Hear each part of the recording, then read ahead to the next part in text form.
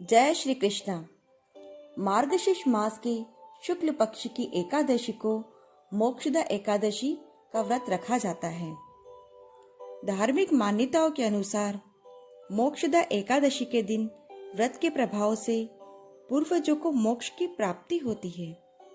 व्रतियों के सभी पापों का नाश हो जाता है और उनकी मनोकामना की पूर्ति होती है।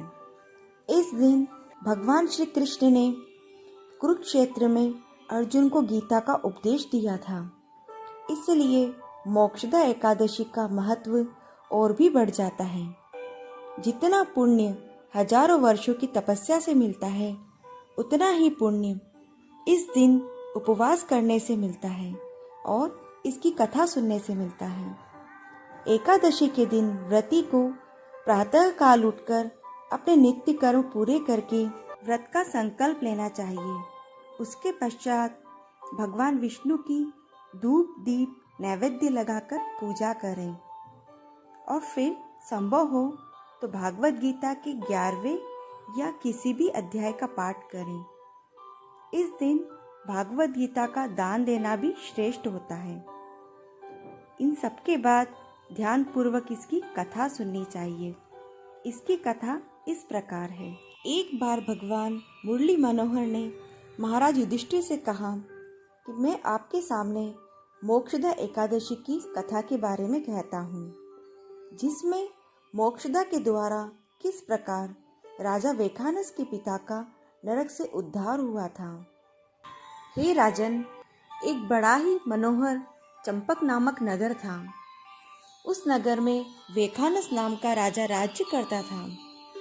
वह अपनी प्रजा का पुत्र की तरह पालन करता था। एक बार रात्रि में राजा ने स्वप्न देखा कि उनके पिता नरक में अनेक प्रकार की यातनाएं भोग रहे हैं। यह देखकर राजा को बड़ा ही क्लेश हुआ। वह रात्रि को सो न सका। प्रातःकाल वह ब्राह्मणों के पास गया और उन्हें अपना स्वप्न सुनाया। उनसे कहा कि मैंने अपने पिता को नरक में अनेक प्रकार के कष्ट भोगते हुए देखा है। वे कह रहे थे कि मैं अधोगति को प्राप्त हो गया हूँ। हे पुत्र, मेरा उद्धार करो।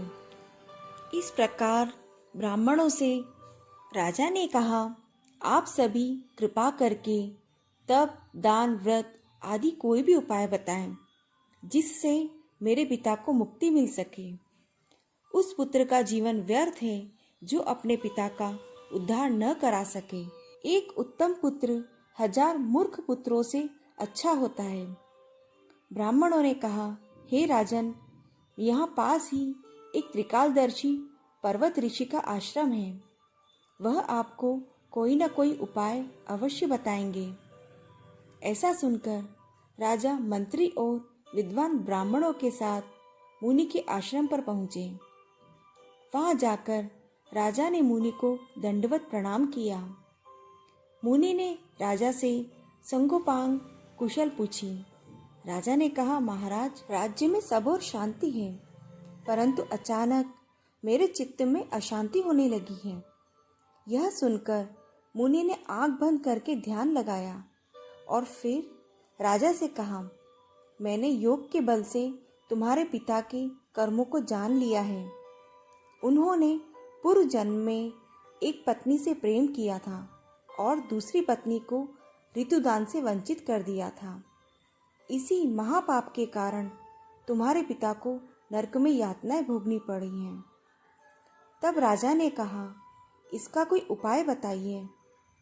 मुनि बोले, राजन, आप मार्गशीर्ष शुक्ल पक्ष की एकादशी को उपवास करें और इसके पुण्य फल को अपने पिता को दे दें, जिससे आपके पिता की नरक से अवश्य मुक्ति होगी।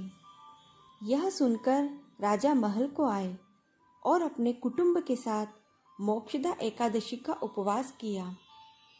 इसका पुण्य फल उन्होंने अपने पिता को अर्पण कर दिया, जिसके प्रभाव से उनके पिता को मुक्ति मिल गई और वे आशीर्वाद देते हुए स्वर्ग को चले गए। इस प्रकार भगवान श्री कृष्ण महाराज युधिष्ठिर से कहते हैं कि जो भी मोक्षदा एकादशी का व्रत करते हैं उनके सभी पाप नष्ट हो जाते हैं। इससे बढ़कर मोक्ष देने वाला कोई व्रत नहीं है। यह सभी कामनाओं को पूर्ण करने वाला है। अगर आपने मेरे इस वीडियो को अभी तक सब्सक्राइब नहीं किया है तो आप सब्सक्राइब करें ताकि आने वाली कथाओं का आनंद ले सकें। शेयर करें, लाइक करें और ये कथा आपको कैसी लगी कमेंट बॉक्स में कमेंट करें। जय श्री कृष्णा।